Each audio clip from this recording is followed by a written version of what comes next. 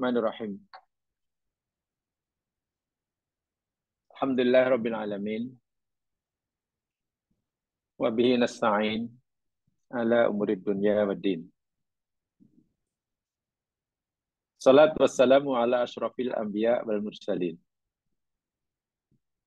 Nabina Rasulina Muhammad wa ala alihi wa ashabihi ajma'in.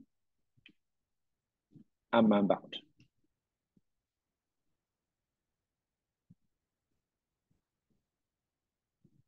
Panjatkan kesyukuran Allah SWT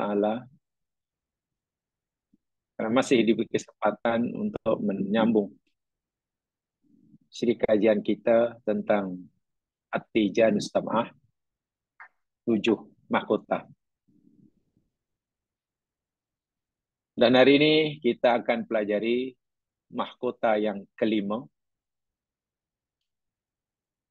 dipanggil Tajul Istighfar.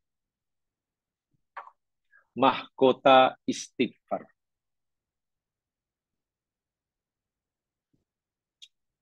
Ini bermaksud dari sekian banyak sirah, kalimat istighfar, astaghfirullahaladzim ke,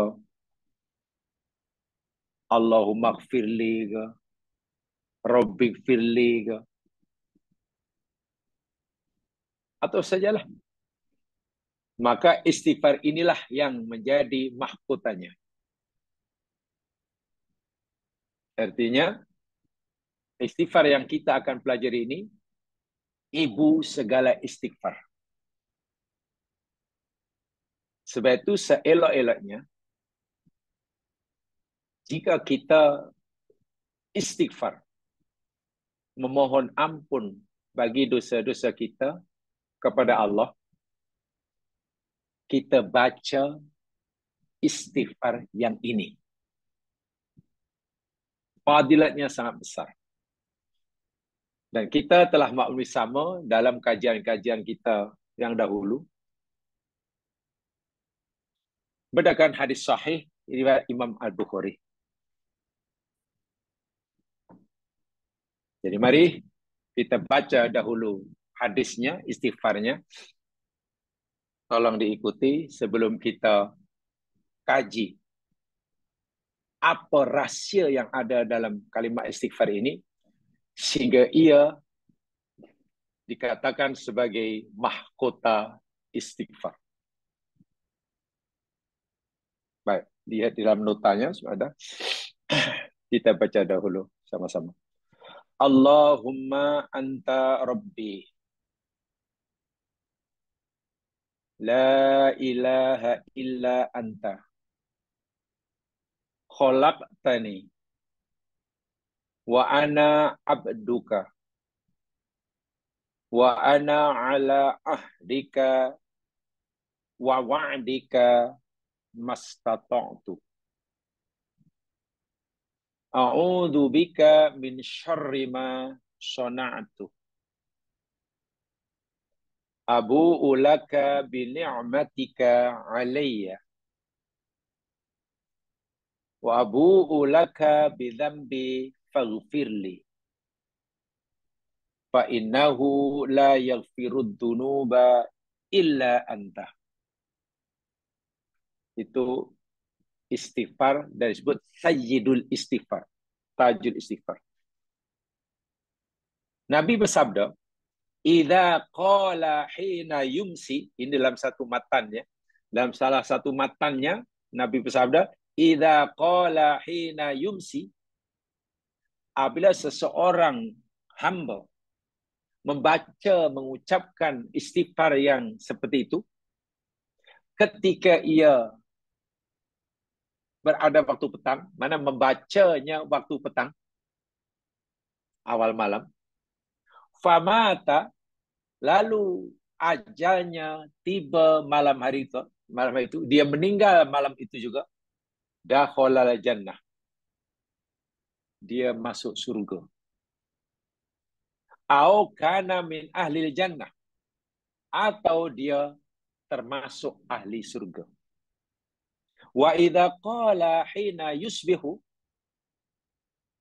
Dan apabila seseorang membacanya, mengucapkannya pagi hari, famata min yaumihi, lalu dia mati pada hari itu,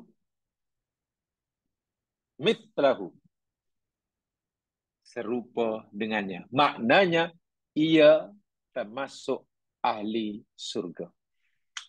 Masya Allah. Dalam matan yang lain, dalam Bukhari juga, siapa yang membacanya di siang hari dengan penuh keyakinan, lalu mati pada hari itu, sebelum waktu petang, ia termasuk ahli surga. Dan sesiapa yang membacanya malam hari dengan penuh keyakinan, kemudian ia meninggal malam itu sebelum waktu subuh, sebelum pagi hari, maka ia termasuk ahli surga. Tengok. Betapa agungnya kalimat istighfar yang Nabi ajarkan ini. Sehingga siapa saja yang mengucapkannya penuh dengan keyakinan pada petang hari, meninggal malam itu, atau siapa yang bacanya pagi hari, meninggal siang itu, ia ahli surga. Subhanallah. Begitu agung, begitu besar fadilat istighfar ini, lalu apa sebetulnya ada dalamnya? Nah, ini yang perlu kita paham.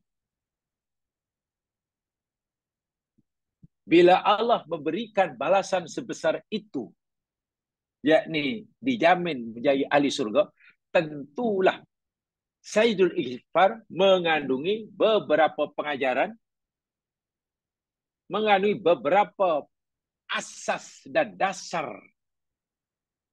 agama kita Islam. Di sana ada rukun iman yang bila diyakini sepenuhnya dan diamalkan sepenuhnya, dan orang itu menemui ajalnya ketika hatinya yakin dan sedang berusaha untuk mengamalkannya, memanglah dia ahli surga. Memang dia ahli surga. Baik. Untuk memudahkan pemahaman jemaah sekalian, saya coba ringkaskan terlebih dahulu kesimpulan daripada istighfar ini. Saya terus sampaikan kesimpulannya, poin-poin penting dalam istighfar ini, sehingga siapa yang membacanya penuh dengan keyakinan, dijamin masuk surga. Sebelumnya, jamaah sekalian, saya ingin sampaikan lagi satu hadis. Hadis ini berada dalam Sahihul Jami', bersumber daripada sahabat Abdullah bin Basar dan juga Aisyah Ummul Mukminin radhiyallahu anha, juga bersumber daripada Abu Darda radhiyallahu anhu, bahwasanya Nabi sallallahu alaihi wasallam bersabda, "Tuba liman wajada fi sahifatihi istighfaran katsira." Allahu akbar. Tuba liman wajada fi sahifatihi istighfaran katsira. Artinya apa? Beruntunglah, bertuahlah dan beruntunglah bagi sesiapa yang didapati atau yang mendapati di dalam catatan amalnya, buku catatan amal, tiba-tiba diberikan kepada orang itu, lalu dibuka, lalu dia dapati istighfarun katsiran, istighfar yang banyak. Amal-amal semua dicatat oleh Allah, oleh para malaikatnya. Yang baikkah, yang buruknya, dicatat semuanya. Direkodkan oleh Allah melalui para malaikat yang ditugaskan. Dan bila dalam catatan amalan yang dilakukan oleh malaikat atas perintah Allah itu, amalan yang beristighfar itu paling banyak. Mungkin 30%-nya istighfar, mungkin 40%-nya istighfar, mungkin bahkan 50%-nya istighfar isinya. Amal yang beristighfar. Nabi katakan, inilah orang yang paling bertuah. Allahu Akbar. Orang yang bertuah bila di dalam rekod catatan amalannya istighfar yang paling banyak. Kenapa begitu? Ya, karena jika orang itu banyak istighfar dan istighfarnya diterima oleh Allah, amal-amal kejahatan yang terlanjur dilakukan diampunkan. Jika orang itu banyak istighfar kepada Allah, jika didapati ada amal-amal baik yang kurang sempurna, semasa melakukan suruhan tidak sempurna, ada kecuaian, Allah akan ampunkan kerana kelebihan istighfar. Ini bermakna, jika kita ingin dikategorikan oleh Nabi masuk mereka yang bertuah, beruntung di akhirat nanti, pastikan amal yang banyak memenuhi catatan amal kita, istighfar kepada Allah. Sama ada dengan Allahumma gfirli saja, sama ada dengan astagfirullah saja, atau lebih-lebih lagi jika istighfar kita yang paling sempurna, yang menjadi sayyid istighfar, yang menjadi mahkota istighfar. So istighfar bukan ibadah yang remeh. Mohon ampun pada Allah bukan ibadah yang biasa. Karena dengan memohon ampun pada Allah, jika Allah terima, dosa kita terhapus. Masya Allah. Dengan memohon ampun istighfar pada Allah, jika sekiranya didapati amal soleh kita tak sempurna, kita melakukan perintah Allah cuai sana sini, kecuaian dan ketidaksempurnaan amal yang kita lakukan diampun oleh Allah. Sehingga istighfar ini boleh menutupi segala kekurangan. Syaratnya tentu bila diterima oleh Allah. Dan Nabi atas perintah Allah memberitahu pada kita istighfar yang paling agung, paling sempurna, yang kerana isi kandungannya, subhanallah, ia berisikan dasar-dasar pokok-pokok keimanan kita kepada Allah. Baik. Sekarang, mari satukan terus kesimpulannya. Nanti bila ada masa kali kita cuba uraikan maksudnya. Tapi terus pada kesimpulannya untuk mudahkan. Inna min asraril lati auda'allahu ta'ala fi sayyidil istighfar. Sesungguhnya sebagian rahsia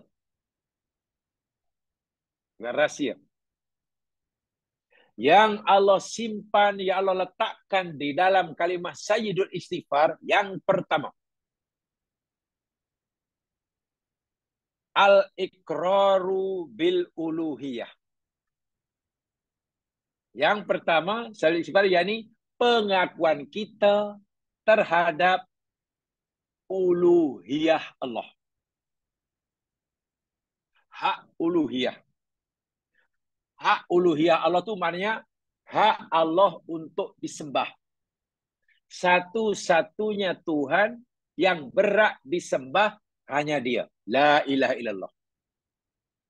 Satu-satunya Tuhan yang menjadi tujuan hidup kita, Allah. Yang wajib kita patuhi, Dia. Yang wajib kita sayangi, Dia.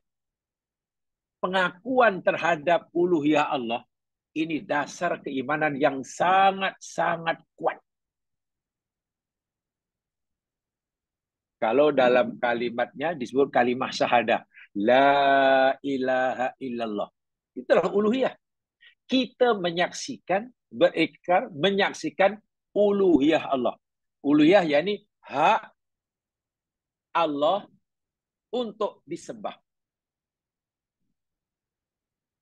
Hanya Allah saja punya hak untuk disembah. Mana yang mana kalimah ikrar uluhiyah ni? Yakni kalimah Allahumma. Allahumma itu jamaah sekalian, itu pengakuan kita atas hak uluhiyah Allah. Terjemahan Melayunya yakni ya Allah lah. Tapi tak apa. Sebagai penjelasan mukadimah, Allahumma itu jamaah sekalian, sebetulnya asalnya ya Allah. Saya ulangi. Dari segi bahasa, Allahumma itu asalnya ya Allah. Sebab itu maknanya wahai Allah. Kemudian huruf ya yang ada depan, ya Allah, ya itu diganti, dibuang. Diganti dengan mem yang ada tasdid. Disambungkan dengan kalimah Allah di belakang. Asalnya Allah ditambah Allahu ditambah dengan mem yang ada tasdid, dan mem yang besar itu yakni pengganti huruf ya di depan yang dibuang, jadi Allahumma.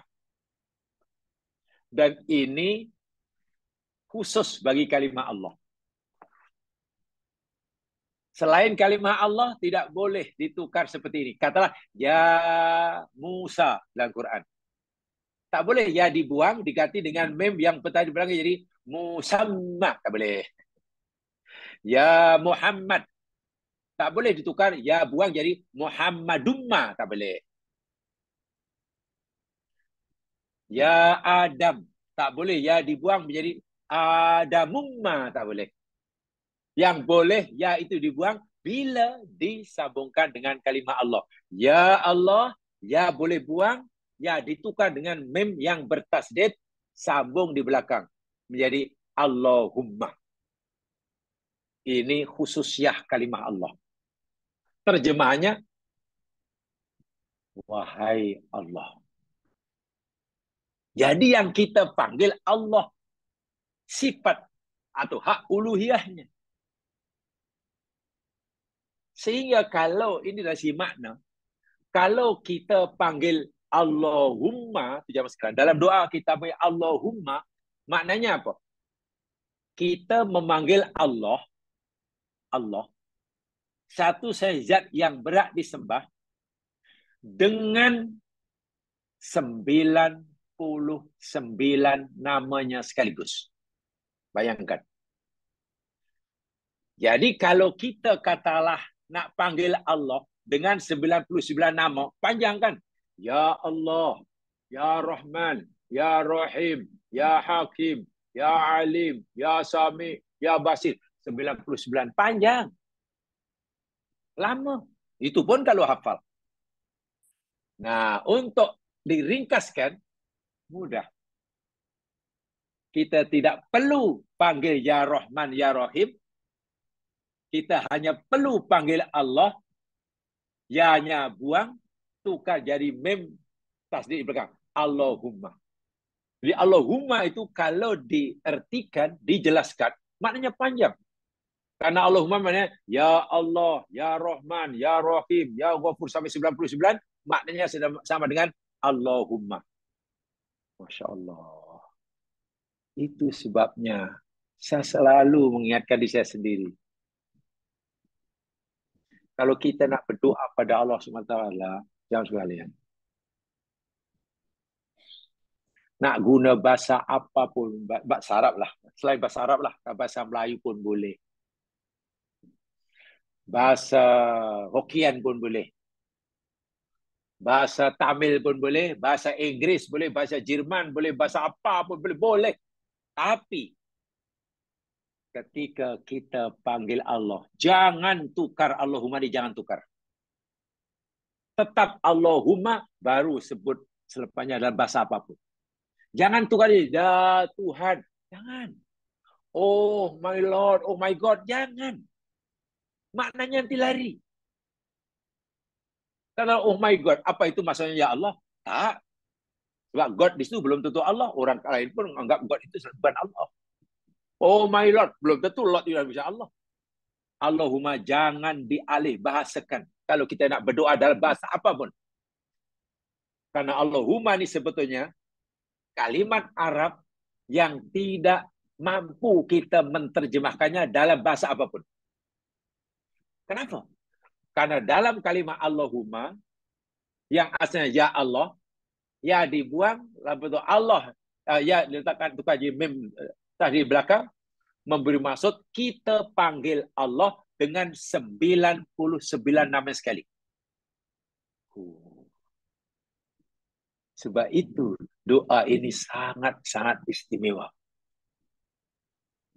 Jadi seakan-akan sebelum kita mohon satu pada Allah, kita panggil Allah dengan 99 namanya dulu. Ya Allah, Ya Rahman, Ya Rahim, Ya Ghafur, Ya Latif, Ya Ra'uf, Ya Sami, Ya Basir, Ya Wakil, Ya Qabil, Ya... Bayangkan. Itu pertama. Jadi dengan Allahumma, makna kita telah berikrar. Kita telah mengucapkan aku janji. Pengakuan kita terhadap uluhiyah Allah.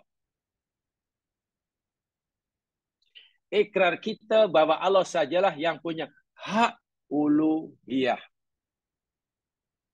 Hak untuk disembah. Yang tiada Tuhan selain dia. La ilaha illallah. Itu satu. Poin yang kedua. Dalam Sayyidul Istighfar ada al-iqrar birrububiyah. Pengakuan kita, ikrar kita terhadap rububiyah Allah. Tadi uluhiyah, ini rububiyah. Sifat rububiyah Allah itu bermaksudnya mengakui bahwa Allah lah yang mencipta alam semesta, yang mentadbir alam semesta, yang mengurus alam semesta. Rob. Allah itu Rabbun, maknanya Allah lah yang mencipta alam semesta, yang mentadbir alam semesta.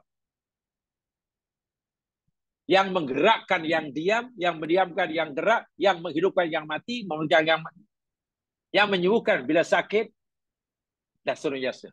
Yang menghembuskan angin, yang memberikan api panas, yang memberikan bumi berpusing. Itu namanya sifat rububiyah Allah. Dan itu kita akui dalam Sayyidul Istighfar. Yakni ketika kita kata anta rabbi. Ya. Di dalam Sayyidul Istighfar ada kalimah anta rabbi. Allahumma anta rabbi. Anta rabbi, engkau Rabbku ya Allah. Makna kita mengakui Allah itu punya sifat rububiyah. Kita tengok umpamanya pokok tumbang. Ya Allah yang mengendaki tumbang. Kita tengok hujan turun. Memang itu kerja Allah. Kita tengok angin berhembus. Itulah rububiyah Allah. Mata kita berkedip. Itulah rububiyah Allah. Jantung kita berdetak. Heartbeat kita. Itu adalah rububiyah Allah. Bila penat kita mengantuk lalu tidur. Rububiyah Allah. Setelah tidur beberapa ketika kita jaga. Itu rububiyah Allah. Sehingga tidak ada sesuatu yang wujud di alam semesta ini. Dan fenomena-fenomena yang berlaku di alam semesta ini. Melainkan ia berlaku atas kehendak dia. Masya'akana, apa yang dia kehendaki pasti terjadi. Wa ma lam yasha' lam yakun. Dan apa yang dia tak kehendaki tidak akan berlaku. Itu namanya sifat rububiyah. Jadi jangan fikir, oh, alhamdulillah saya masih boleh bernafas. Pasal apa ya? Pasal paru-paru masih sehat, bapaknya. Bukan. Bukan. Tapi kalau kita tanya, apa paru-paru sehat itu pasal apa? Iyalah, sebab saya rajin exercise, rajin olahraga. Oh iya ke? Itu sebabnya. Iyalah. Habis macam mana awak boleh rajin olahraga, boleh lari-lari? Iyalah, pasal kaki sehat. Wah, terus sajalah katakan. Semua itu pertolongan Allah, Ma. Ya. Bila Allah sudah kata kun, semua jadi. Mata kita berkedip-kedip, boleh nampak. Bila Allah kata, jadilah. Wahai mata, berhenti kedip. Buta. Buta. Jangankan mata yang celik boleh jadi buta. Yang siap jadi sakit. Yang hidup pun bila Allah kedaki mati, mati dia saat itu. Sebaliknya yang menurut akal orang itu mati, bila Allah belum kedaki mati, tak mati dia. Nabi Yunus ditelan di ikan. Ikan pula menyelam ke dasar lautan. Bukan sehari dua, berminggu-minggu. Ikut logik akal, Nabi Yunus meninggal. Tapi manusia meninggal bukan karena ditelan ikan. Tidak. Ikan tidak mampu mematikan manusia. Tak mampu. Air tidak mampu mematikan manusia. Tidak mampu. Yang boleh mematikan atau menghidupkan manusia, makhluk hidup adalah dia Allah. Sehingga ikan yang menelan Nabi Yunus pun, bila Allah kata, Yunus belum mati, tak mati. Walaupun ikan itu menelannya. Tapi jika orang ditelan ikan mati, ya memang Allah kehendaki dia mati. Inilah rububiyah. Karena selain Allah, namanya makhluk, macam mana sifat makhluk? Sifat makhluk semuanya sama. La haula wa la quwwata illa billahil aliyyil azim. Allahu Akbar. Tiada daya, tiada kekuatan sedikit pun bagi kita, bagi dia, bagi mereka, bagi makhluk, bagi hayawan, bagi bumi langit dan isinya. Illa billahil aliyyil azim. Kecuali kerana Allah. Berlaku kerana kehendak Allah. Dan itulah namanya sifat rububiyah. Kita akui dengan ucapan anta rabbi. Coba, agung tak agung dalam kalimat ini. Jadi kita mulakan dengan pengakuan kita terhadap uluhiyah. Lalu kita ikuti dengan pengakuan kita terhadap uluhiyah. Uluhiyah kemudian rububiyah. Yang ketiga. Apa selepas anta rabbi dalam doa itu? Kalimat selepasnya apa bunyinya? Dalam Sayyidul Ighfar, selepas anta rabbi, apa bunyinya?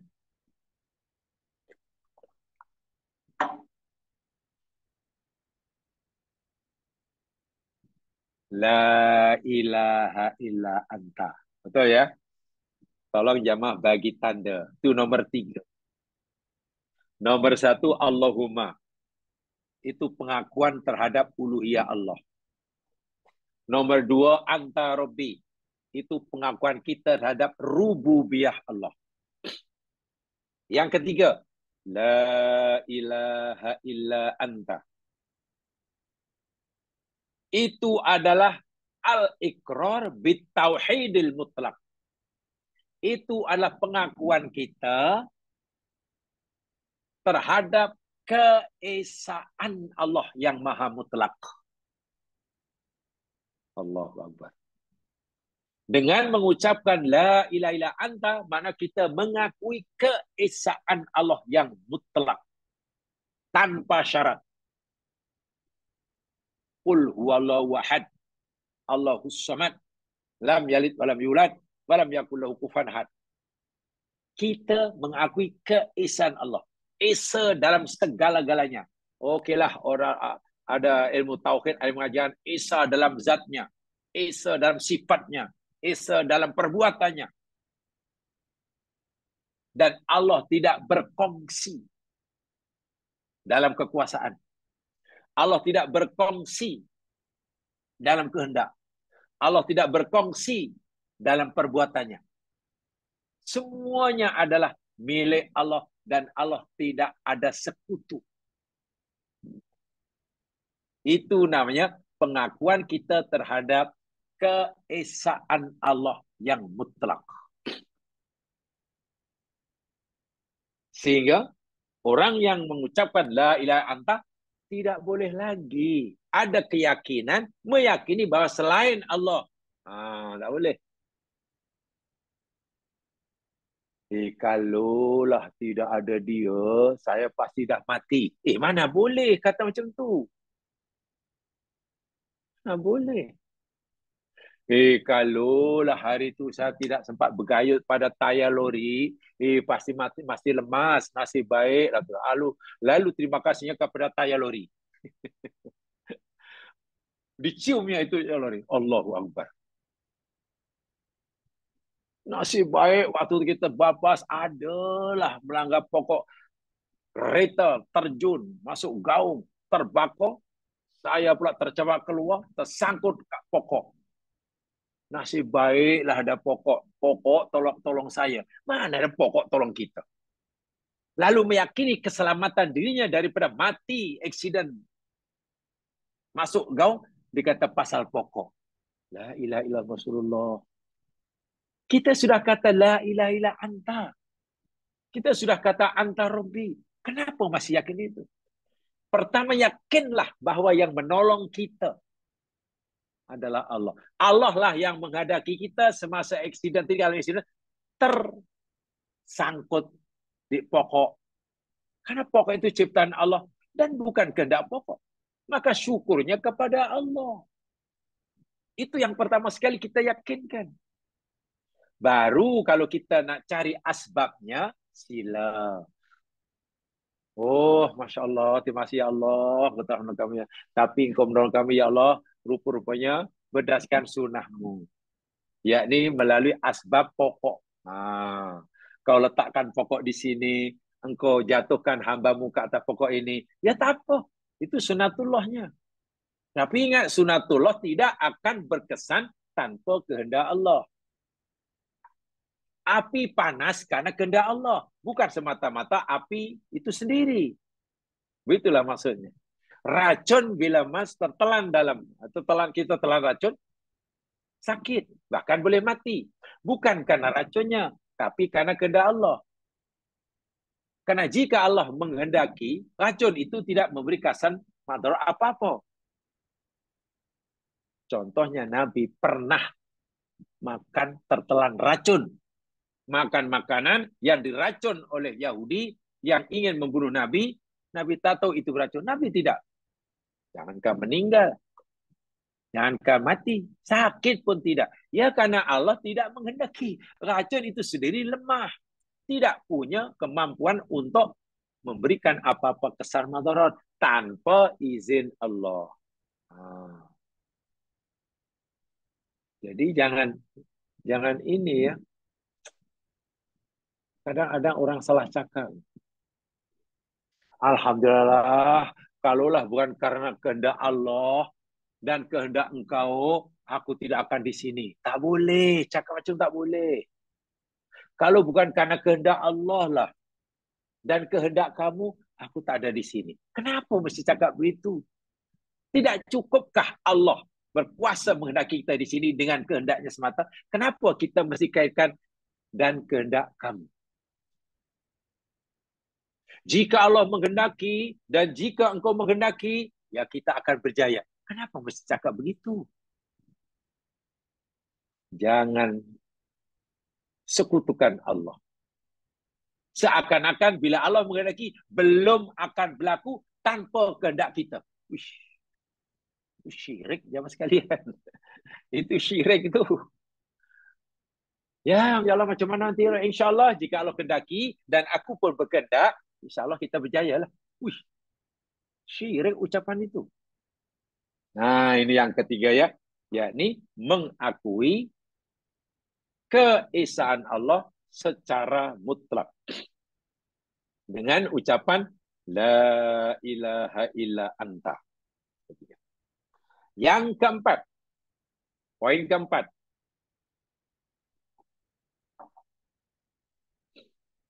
Yakni kalimat khalaqtani wa ana abduka. Khalaqtani wa ana abduka. Terjemahannya, Engkau telah menciptakan aku, ya Allah, dan aku adalah hamba Engkau. Allah. Ya Allah, Engkau telah menciptakan aku, dan aku hamba-Mu. Apa ini maknanya? Ya mas sekalian, ketika kita mengucapkan khalaqtani wa ana abduka, Engkau telah menciptakan aku dan aku adalah hamba-Mu, ya Allah. Ini adalah pengakuan kita. Tolong ucapkan dengan penuh kesedaran bahwa kita mengakui, berikrar dengan sesungguh-sungguhnya dan seikhlas-ikhlasnya bahwa Allah itu Al-Khaliq. Allah itu zat yang maha mencipta segala sesuatu, termasuk kita. Dan setelah kita mengakui bahwa Allah itu yang maha mencipta satu-satu termasuk kita, lalu kita mengakui, menyadari sebenar-benarnya bahwa kita ini hamba abdi kepadanya. Jadi kita bukan hanya mengakui Allah sebagai pencipta kita, tapi kita tidak mau memperhambakan diri kepadanya. Tak boleh. Bila kita mengakui Allah itu sebagai pencipta kita, ya kita mesti rela, ikhlas, tunduk, menjadikan diri kita sebagai hamba abdi kepadanya. Namanya hamba abdi. Apa ada hak? Hak apa yang dimiliki oleh hamba terhadap Allah yang mencipta kita? Bukan mencipta tubuh badan kita saja, yang menghendaki mata kita melihat, jantung kita berfungsi, mulut kita boleh bercakap-cakap, lutut boleh bengkokkan, oksigen telah disediakan. Itu semua adalah Allah yang menciptanya. Maka kita ni hamba abdi. Lalu apa hak kita sebagai hamba untuk kata tidak kepada Allah? Wahai hambaku, dirikan solat. Lalu kita kata, ya Allah, tak perlulah. Solat nanti aja lah. Esok pun boleh juga. Apa hak kita kata begitu? Sehingga orang yang tidak mau buat apa yang Allah suruh, dengan alasan apapun, orang yang tak mau meninggalkan apa yang Allah larang, dengan alasan apapun, maknanya orang itu tidak mengakui dirinya sebagai hamba kepada Allah. Walaupun ia mengakui Allah sebagai penciptanya, terbatal kehambaannya. Sebab itu kita kata khalaqtani, ya Allah engkau telah menciptakan aku, diriku. Maknanya kita mengakui Allah lah pencipta kita, yang menggerakkan kita, yang mengadakan kita dan tiada, yang menghidupkan manusia. Bila begitu, lalu posisi kita di mana? Position kita di hadapan Allah yang situ, hamba abdi. Jamaah yang dirahmati Allah. Dahulu ketika perhambaan masih wujud di muka bumi, Katalah, hamba abdi kepada B, sama manusia. Hamba ini tidak punya hak jam sekalian. B boleh jual boleh berikan boleh bekerja, tak ada hak. Bila lari, dia dikira berdosa, kena balik. Ya. Itu baru status hamba terhadap manusia. Kita ini hamba kepada Allah. Lalu apa hak kita untuk tak dengar cakap Allah, tak mau buat yang disuruh? Bila Allah tetapkan sesuatu pada kita, kita tak redha. Apa hak kita untuk protes? Bila kita mohon sesuatu pada Allah, berdoa, lalu Allah tak kabulkan, apa hak kita untuk kecewa? Kita tak ada hak untuk kecewa. Karena kita ni hamba. Bila kita telah berdoa bersungguh-sungguh, ikhtiar bersungguh-sungguh, tapi juga belum makbul, lalu apa hak kita untuk suudon? Untuk buruk sangka? Menuduh Allah yang bukan-bukan. Ya Allah, macam mana kau ni? Kau kata, kau suruh kita berdoa padamu. Dan bila kita berdoa, kau nak kabulkan. Hamba-Mu ni dah lama berdoa, berusaha. Tapi nampaknya macam kau tak kabulkan. Macam mana ni? Apa kita merasa punya hak untuk kata begitu pada Allah? Tidak sabar terhadap ujiannya. Ini contoh ya. Contoh orang yang tidak menyadari yang dirinya adalah hamba kepada Allah. Walaupun dia mengakui Allah itu sebagai kholiknya. Contohnya apa? Ia tidak sabar terhadap ujiannya. Orang yang tidak sabar terhadap ujian Allah, itu bukti bahwa orang itu tidak menyadari kehambaan dirinya. Walaupun dia mengaku hamba kepada Allah, tapi sebenarnya bukan, hanya hamba pura-pura. Buktinya apa? Kecewa dengan ujian Allah. Apa hak kita untuk kecewa? Dia tidak reda dengan qada dan takdir Allah. Allah telah memilihkan sesuatu terhadap diri kita. Hanya kerana sesuatu yang Allah pilihkan, takdirkan untuk kita itu sesuatu yang kita tak suka, lalu kita protes pada Allah. Tak puas hati pada Allah. Itu contoh kita bukan hamba kepada Allah. Kita tidak syukur kepada nikmat yang Allah berikan kepada kita. Allah bagi banyak, tak syukur. Allah bagi sikit, mengeluh. Maksudnya, apa hak kita sebagai hamba yang lemah selemah-lemahnya untuk tak puas hati, protes, mengeluh, buruk sangka. Banyak alasan bila disuruh buat.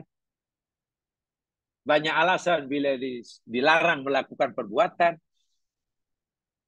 Maka khalaqtani wa ana abduka. Ya Allah, Engkau telah menciptakan aku, mana aku mengakui Engkau adalah pencipta diriku. Diriku pun Engkau tak libatkan untuk mewujudkan diri aku. Kan Allah tak libatkan kita kan jelasnya dalam mencipta kita. Kita pun tak ada hak untuk bagi cadangan. Lepas itu, dan aku mengaku ya Allah, rela dan ikhlas diri menjadi hamba abdimu. Apapun yang Engkau suruh ya Allah. Bila itu suruhan Engkau ya Allah, aku sekali-kali tidak akan kata tidak. Sana satu contoh. Ini pernah saya sebutkan di mana-mana dan ulang kali. Contoh perhambaan diri manusia yang betul-betul tulen, ikhlas. Betul-betul tulen, asli. Tidak tipu-tipu. Yang hakiki. Ini dalam hadis sahih. Ketika Nabi cerita tentang kisah Nabi Ibrahim yang disuruh oleh Allah meninggalkan istrinya Hajar alaihissalam bersama bayinya yang masih menyusu pada ibunya, namanya Ismail alaihissalam. Seorang ibu muda istilahnya punya anak pertama, tiba-tiba diletakkan oleh suaminya atas perintah Allah di tempat yang sangat jauh dari tempat tinggal suaminya. Nabi Ibrahim sebagai suami kepada Hajar dan sebagai ayah kepada Ismail alaihissalam tinggal di Palestina. Waktu disebut Syam. Ya, sekarang panggil ya, tapi tepatnya di Palestina lah. Bahkan kubur Nabi Ibrahim yang sekarang disebut Madinatul Khalil namanya. Madinatul Khalil, di sana Nabi Ibrahim, makom Nabi Ibrahim. Suatu yang ya sangat menyedihkan lah. Dalam masjid itu dibagi dua. Separuh untuk orang Islam, separuh sebagai sinagog Yahudi. Allah, betul-betul. Kalau jamaah tengok pasti rasa, ya Allah, masjid satu bangunan, separuhnya untuk masjid orang Islam, separuhnya untuk sinagog Yahudi. Dan yang separuh untuk sinagog Yahudi ini sangat cantik, mewah, dibangun luar biasa. Dari luar sudah cantik. Yang separuh untuk orang Islam di masjid ini, ya Allah, hanya ala kadar. Nak masuk masjid pun kena melalui checkpoint security yang sangat ketat dan polisnya polis Yahudi. Memang Allahu Akbar. Sangat sedih lah, sangat sedih. Atas perintah Allah, Nabi Ibrahim suruh untuk menempatkan Hajar, yakni ibu muda beranak satu di Makkah Al-Mukarramah. Jauh sekali itu. Apalagi ukur pada masa itu. Jarak antara Palestina dan Makkah sangat jauh lah. Karena kalau nak pergi hanya berjalan kaki atau naik unta aja lah. Di Makkah waktu itu tempat yang gersang, tak ada tumbuh-tumbuhan, tak ada manusia, siang terlalu panas, malam terlalu sejuk, yang ada hanya binatang buas, tak ada apa-apa. Bayangkan. Ini saya cerita Hajarnya. Setelah Nabi Ibrahim letakkan di situ, lalu Ibrahim balik. Karena tujuannya memang nak tinggalkan. Hajar bingung. Kebingungan tengok gelagat suaminya. Apa ni suamiku ni? Tak cakap apa-apa, tak bincang apa-apa. Tiba-tiba aku di sini dengan anak yang masih banyak. Macam mana ni? Ibrahim terus pergi meninggalkan Hajar. Tinggalkan Ka'bah. Nak balik ke Syam. Hajar yang tak tahu apa-apa karena Ibrahim tak beritahu apa-apa ni mengikuti di belakang. Mengikorinya. Dan bertanya, ya Ibrahim, aina tadhab? Atat rukuna, hahina. Ibrahim, kemana kau nak pergi ni? Adakah kau nak tinggalkan kami berdua dengan anak kita yang masih bayi di tempat yang sebini? Orang pun tak ada. Pokok tak ada, air tak ada, binatang buas. Kau tinggalkan kami di sini ke? Kau nak pergi mana? Ibrahim tak jawab. Esnya tanya kali kedua tak jawab. Tanya kali ketiga, masih Ibrahim tak mau jawab. Ya mungkin serba salah. Akhirnya Hajar mengubah pertanyaannya. Kalau 3 kali pertama ia bertanya kepada Ibrahim, wahai Ibrahim, kau nak pergi mana? Adakah engkau tinggalkan kami berdua di tempat ini? Ditukar pertanyaan. Ya Ibrahim, Allahu amaraka bihada? Dalam hadis sahih. Ya Ibrahim, engkau lakukan semua ini, adakah Allahkah yang menyuruh engkau untuk melakukan semua ini? Maknanya engkau buat seperti ini, engkau tinggalkan kami berdua tempat yang seperti ini, bukan kemauan engkau, tapi Allahkah yang menyuruh engkau suruh buat ini? Baru Ibrahim memalingkan wajahnya menghadap Hajar dan menjawab, "Na'am." Benar Hajar. Allahu amaroni bihada.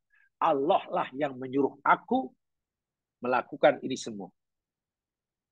Aku tinggalkan kamu dengan anak kita di sini, tempat yang boleh kata tak layak ini, bukan kemauan aku. Tapi 100% perintah Allah. Aku hanya menjalankan. Mendengar jawaban Ibrahim bahwa itu perintah Allah, dan Hajar mesti berada tempat itu, bukan kehendak Ibrahim, tapi kehendak Allah. Apa kata Hajar? Idzan la yudayyi'una. Wah Ibrahim, jika begitu, jika semuanya ini Allah yang menghendaki, bukan kehendak engkau, la yudayyi'unallah. Aku yakin Allah tidak akan mensia-siakan kami di sini. Bahasa mudah Hajar, aku ridho dan rela. Benar, sekarang ini di tempat itu tak ada sumber air.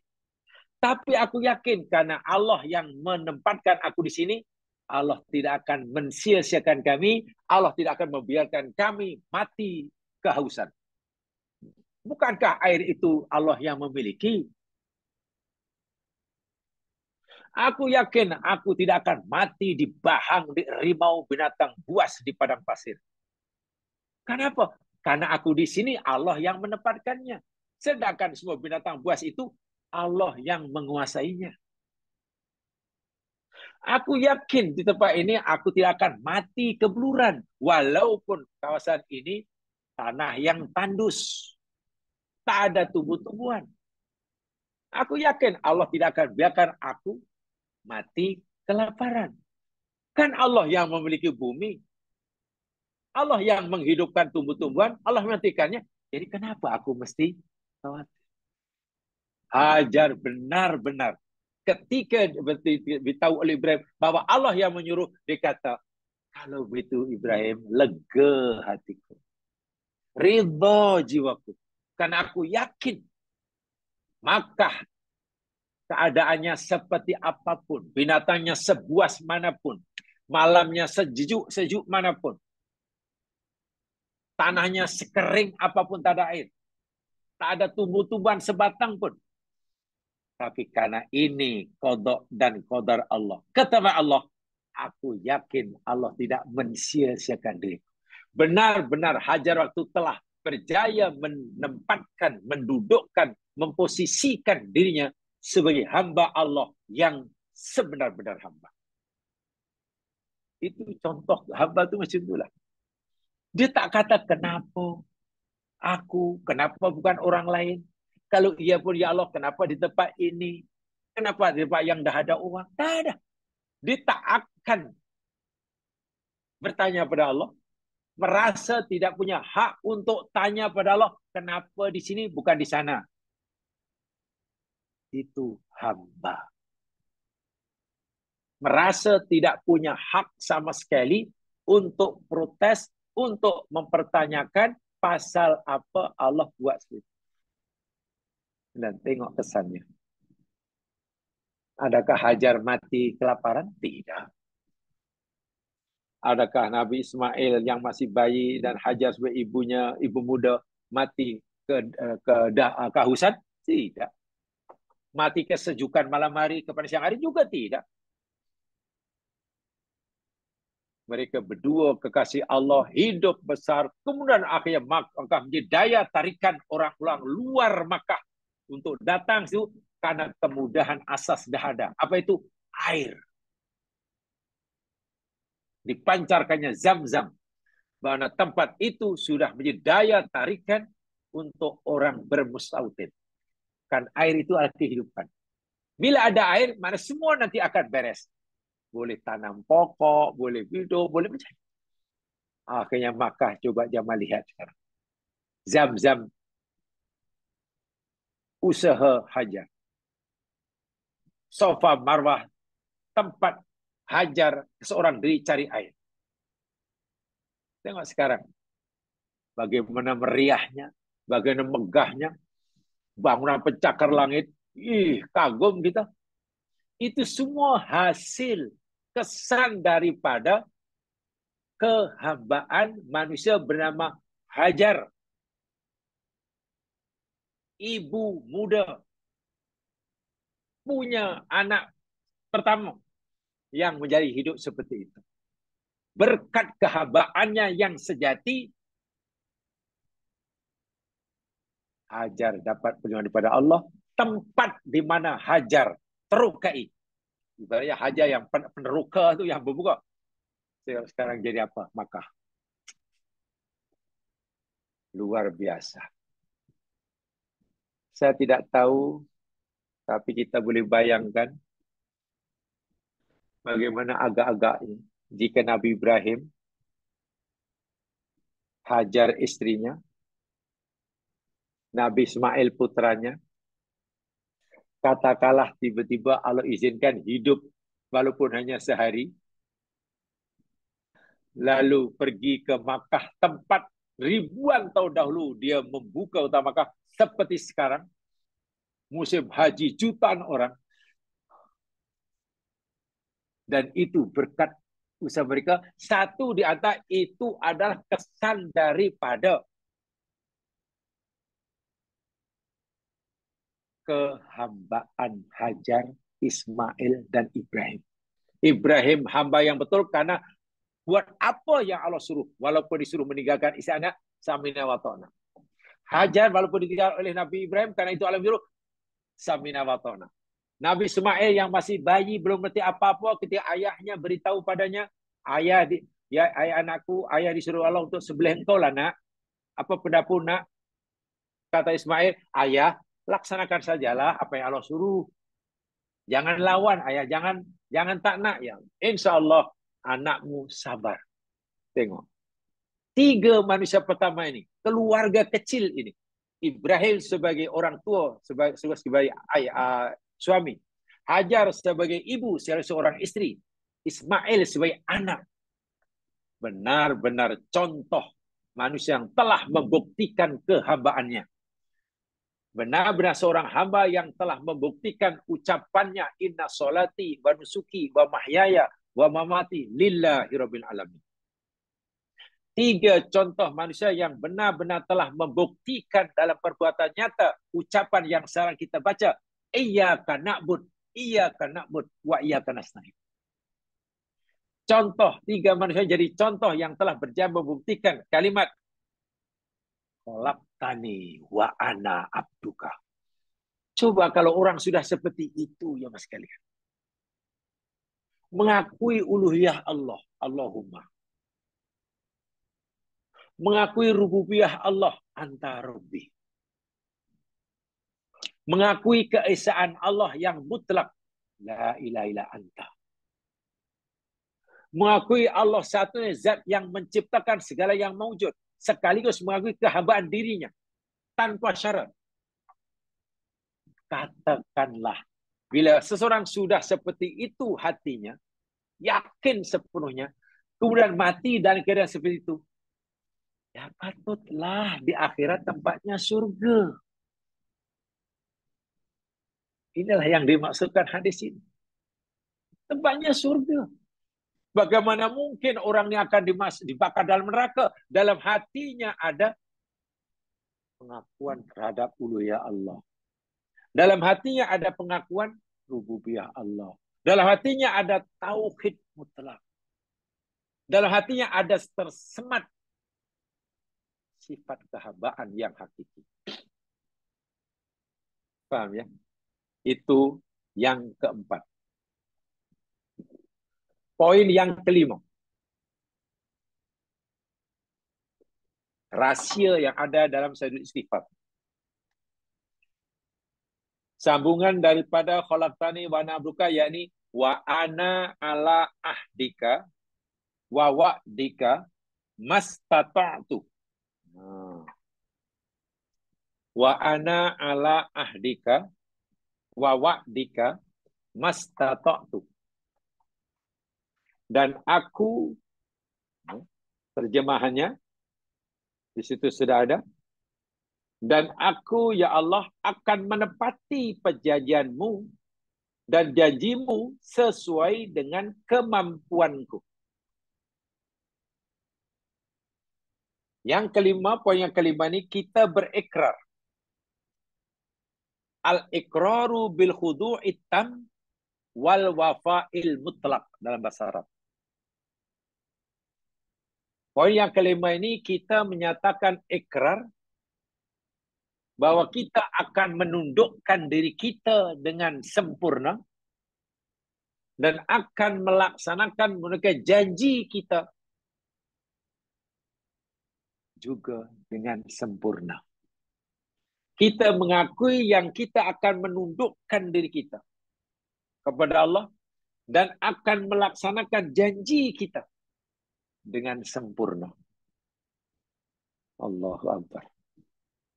Iyyaka na'bud, itu janji kita. Iyyaka nasta'in, itu janji kita. Inna salati wa nusuki wa mahyaya wa mamati lillahi rabbil alamin, itu janji kita.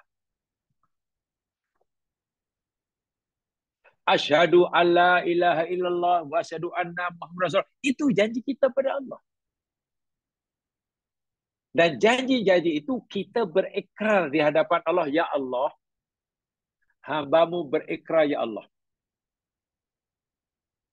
hamba-Mu akan patuh tunduk dengan kepatuhan ketundukan yang sempurna terhadap-Mu dan akan melaksanakan segala janji-janji hamba-Mu padamu dengan sempurna. Bila hamba-Mu sudah berjanji, ya Allah, hidup dan matiku, aku akan buktikan janji itu. Bila hamba-Mu sudah berjanji, hanya kepada Engkau, ya Allah, kami sembah, hamba-Mu akan buktikan. Bila hadiri ini telah berjanji, iyyaka na'bud wa iyyaka nasta'in, hanya kepada ya Allah kami memohon, hamba-Mu akan buktikan. Apa yang hamba-Mu kata, hamba-Mu akan kutakan. Sehingga selari, seiring sejalan antara yang dikata dengan yang dikutip. Seiring sejalan antara ucapan dan perbuatan. Itu ikrar yang tak mudah, ya mas sekalian. Sebab nanti kita akan disoal dan akan diaudit oleh Allah. Dahulu kamu kata begini kepada aku. Dahulu kamu berikrar kepada ini kepada aku. Bahwa kamu akan menunaikan janjimu. Itu dahulu ikrar kamu. Sekarang mana buktinya? Allah tanya. Allah tidak menerima kita sebagai hambanya yang patuh hanya karena kita pernah berjanji akan jadi hambanya yang patuh. Tidak. Saya ulangi.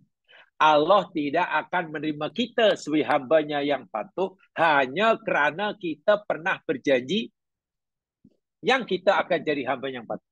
Tak. Tapi Allah akan menerima kita di akhirat sebagai hambanya yang taat kerana kita telah berjanji untuk jadi hamba yang taat dan kita telah buktikan. Ayat ini merupakan ikrar. Poin kelima ini, ikrar kita kepada Allah. Bahwa kita bukan hanya mengucapkan ucapan-ucapan kosong, omong kosong, tapi tidak ada pembuktiannya. Sebab kalau hanya berkata, berjanji mudah.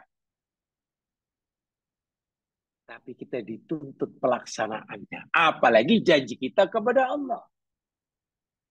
Nah, yang kelima ini kita mengakui dengan sedar yang kita akan memenuhi segala apa yang kita janjikan pada Allah. Walau bagaimanapun, ini menarik. Walaupun kita berjanji akan menunaikan apa yang kita janjikan pada Allah, kita mengakui kelemahan diri kita. Kita mengakui bahwa kemampuan kita untuk melaksanakan segala apa yang kita janjikan ini terhad. Kemampuan kita terhad. katakanlah mungkin yang kita ikrarkan dalam janji yang akan kita penuhi, katakanlah ada 10. Itu ikrar kita. Tapi barangkali bila tiba masa tatbik melaksanakannya, kita hanya punya kemampuan melakukan 6. Katalah 6. Maknanya kan 4 yang kita gagal. Jadi karena kita menyadari yang kemampuan kita ini terhad, la haula wala quwata illa billah, kita kata mastata'tu. Di situ tuh. Mastata'tu. Ya Allah, walaupun aku berjanji akan memenuhi segala janjiku kepadamu, apa saja ya Allah, aku akan bersua menelitinya, tapi ya Allah, hambamu sedar kemampuan hambamu ini terhad. Sebab itu, kami hanya akan memenuhi janji yang kami berikan padamu itu setakat yang mampu. Ikut kadar kemampuan hambamu. Boleh jadi hambamu ini berikrar, berjanji, hendak mengangkat bebanan 50 kg. Ya. Hambamu pernah berikrar akan mengangkat bebanan 50 kg, katalah. Tapi hambamu sedar, kemampuannya mungkin tak sebesar itu. Hambamu rupanya hanya punya kemampuan mengangkat bebanan 30 kg. Ya itu saja akan mampu. Nah, yang 20 kg yang kami tak mampu, tolong ya Allah, jangan pertanggungjawabkanlah. Bukan kami ingkar janji ya Allah, tapi karena kami tak punya kemampuan untuk melaksanakan. Nah, itu Allah akan terima tuh. Tapi kalau kita berjanji mengangkat bebanan 50 dan kita saat itu punya kemampuan mengangkat bebanan 50 kg, tapi kita hanya mau mengangkat 30 kg, nah itu baru ada pertanyaan. Allah akan tanya, dahulu kamu berjanji pada aku nak angkat bebanan 50 kg. Iya ya Allah. Dan waktu itu aku beri kamu kemampuan mampu mengangkat bebanan 50 kg. Iya ya Allah. Kenapa kamu hanya mau mengangkat 30 kg? Coba. Mana yang 20? Itu ditanya. Itu ditanya.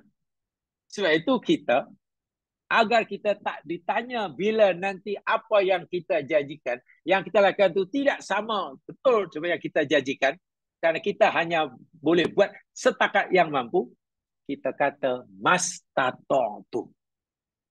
Sehingga bila kita hanya mampu mengangkat 30 kg beban umpamanya, wah kita berjanji nak angkat 50 kg, ya tak apalah, tak salah. Itu analogi dia. Bahasa mudah beginilah jemaah sekalian ya. Ini yang masalah melaksanakan janji. Inna sholati wa nusuki wa mahyaya wa mamati lillahi alamin. Itu janji kita. Salatku ini ya Allah, ibadahku ya Allah, pengorbananku ya Allah, hidup dan matiku hanya untukmu. Iyyaka na'budu wa iyyaka nasta'in. Ya Allah, hanya di Kau saja yang kami sembah.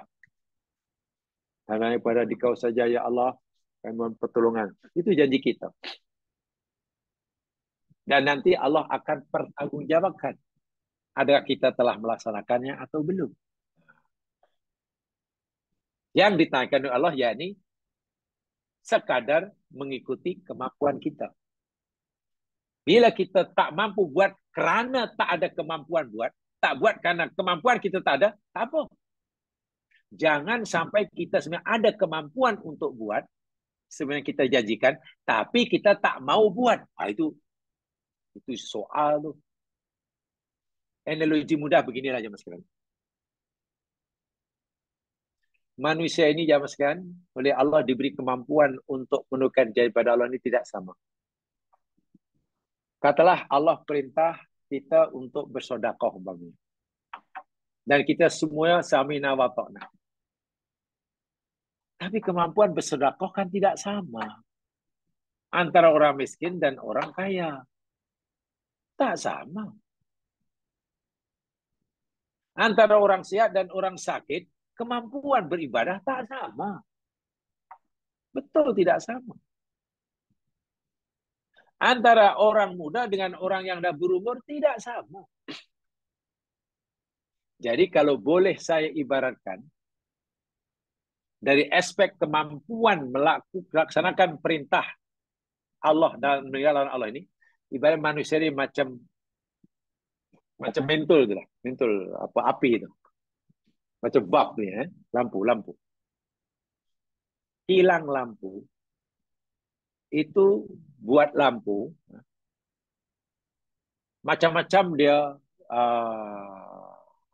capacity wattnya. Ada yang 100 watt, betul ya? Ada yang 60 watt, ada yang 40, ada yang 30, ada yang 10, ada yang 5. Tak sama. Tak sama.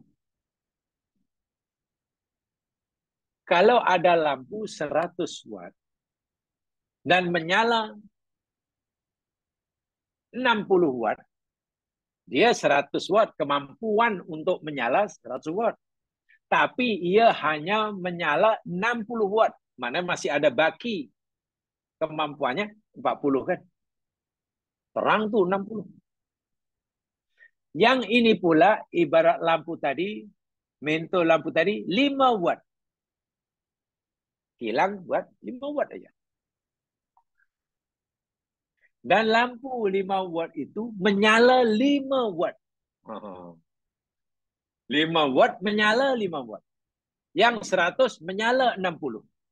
Kalau kita lihat dari mata kasar, ini 100 nyala 60. Ini 5 nyala 5. Pasti dari mata kasar, 100 yang menyala 60 itu lebih terang.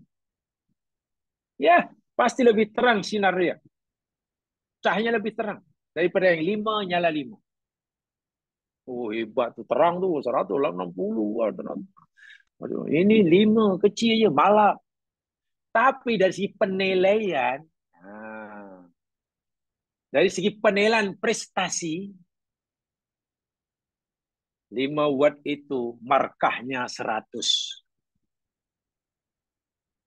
Kenapa kita bagi markah 100? Ya, karena kemampuannya 5 dan menyala 5. 100 lah. Tidak ada lagi kekuatan yang masih bagi. Dia betul-betul menggunakan segala kekuatan. Maksimum. Kalau dikaitkan dengan bahasa agama, pahalanya 100%. Di akhirat tidak ada lagi pertanyaan. Wahai lampu, kamu dahulu macam mana menyala? Ya, kami menyala 5 watt. 5 watt? Iya. Karena kemampuan kita hanya 5 watt. Oh, kalau itu Anda dah maksimum. Lepas. Yang 100, wahai lampu 100 watt. Lalu kamu menyala berapa? 60. 60. Tapi terang. Lampu terang. Kan aku cipta kamu, aku bagi kamu kemampuan 100. Kenapa hanya 60? Mana yang 40? Nah, yang 60 ini dikejar oleh Allah SWT di akhirat. Ditanya untuk apa yang 60? Yang 40 kemana? Diaudit. Akhirnya gagal orang yang bertauhid. Inilah cara penilaian Allah terhadap kemampuan kita beramal. Sebab itu tidak boleh sama ketika kita masih muda, kita mampu beramal begini. Bila dah ber, pasti berbeza. Tak apa. Karena kemampuannya tidak sama.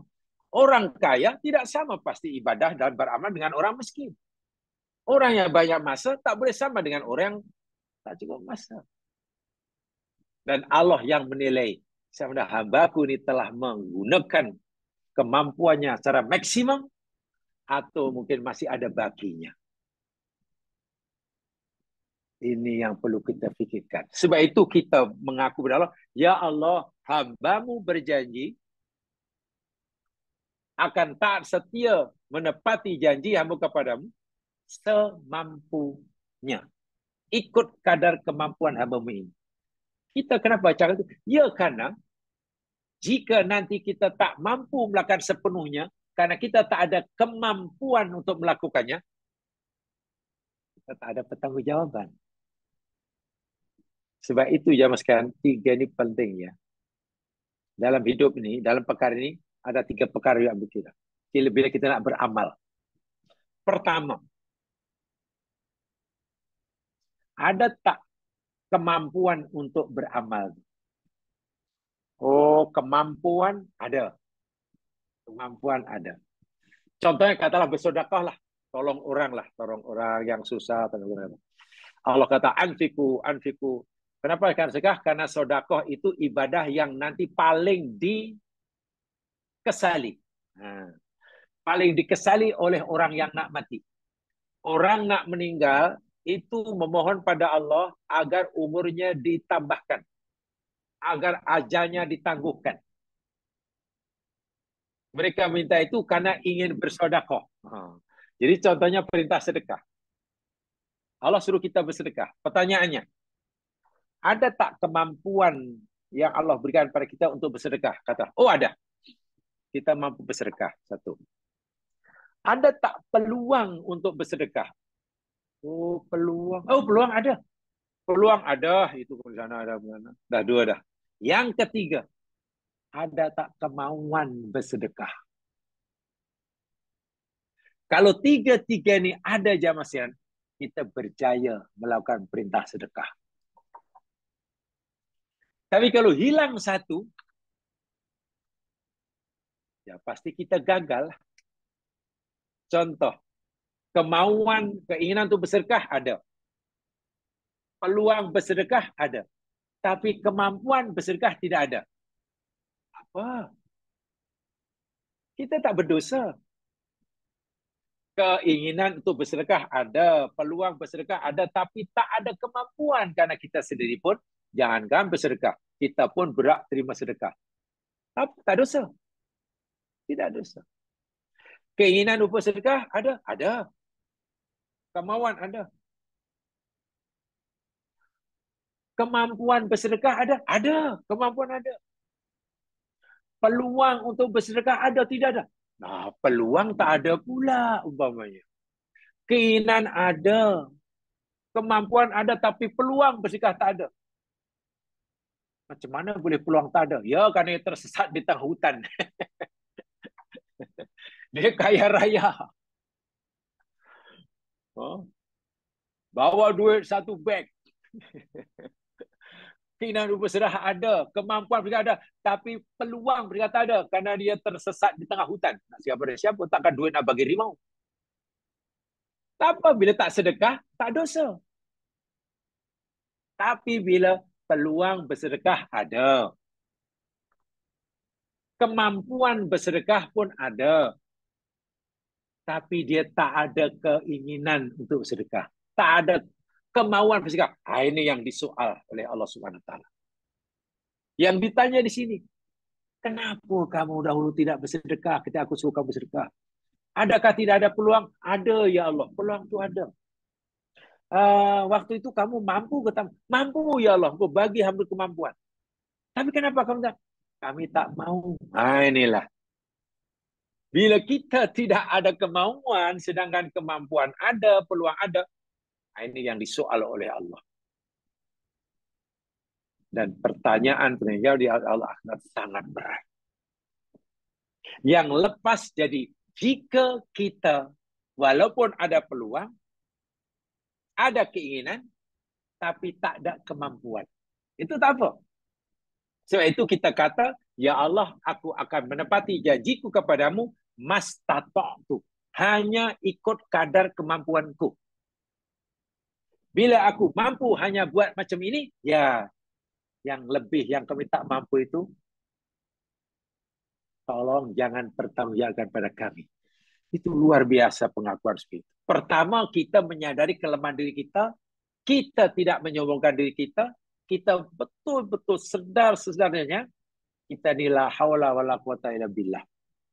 Tanpa bantuan Allah, kita tak mampu.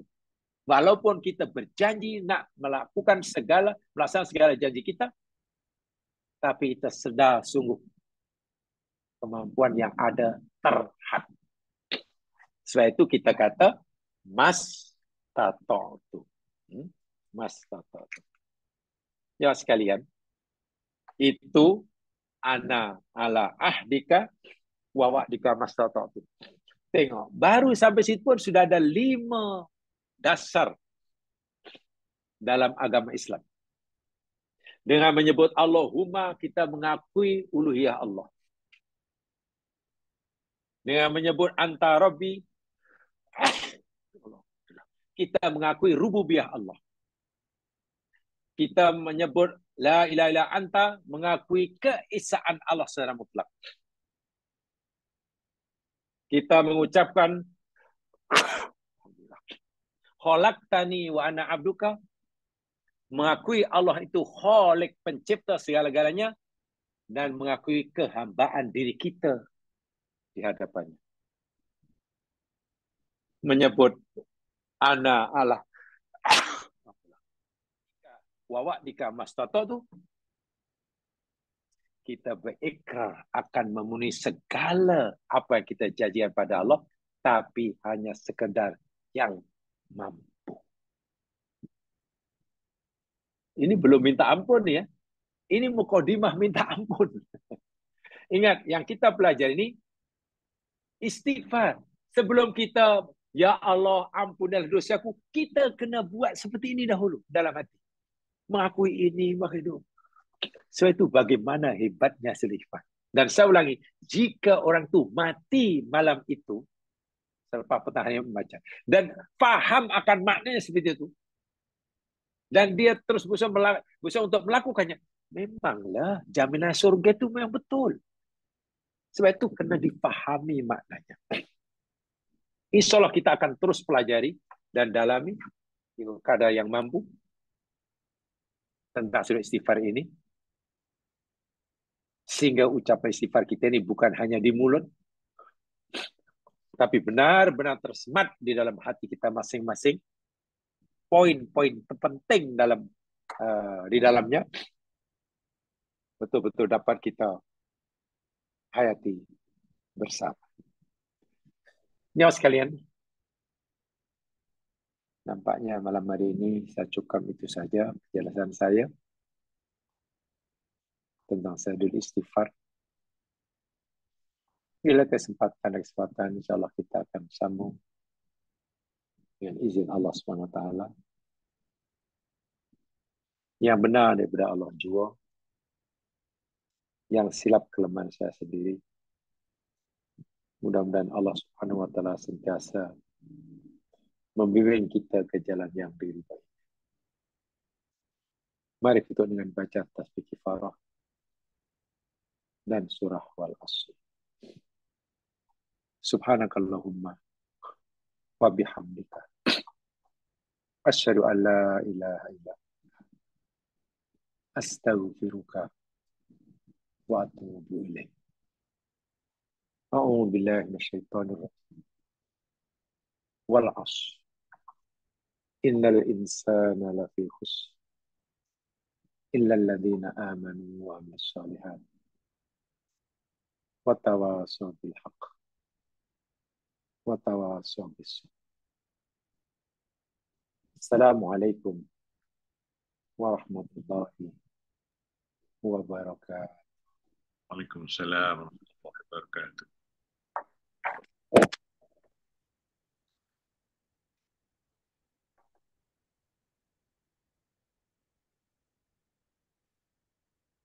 Banyak Azmin. Ya Ustaz.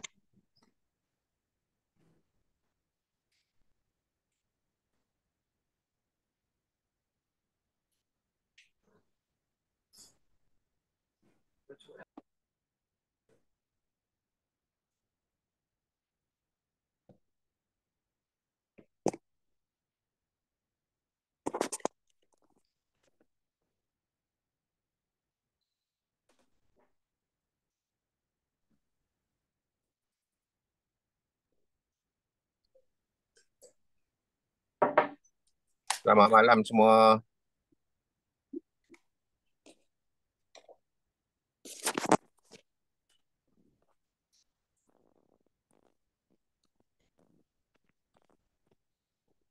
Assalamualaikum warahmatullahi wabarakatuh.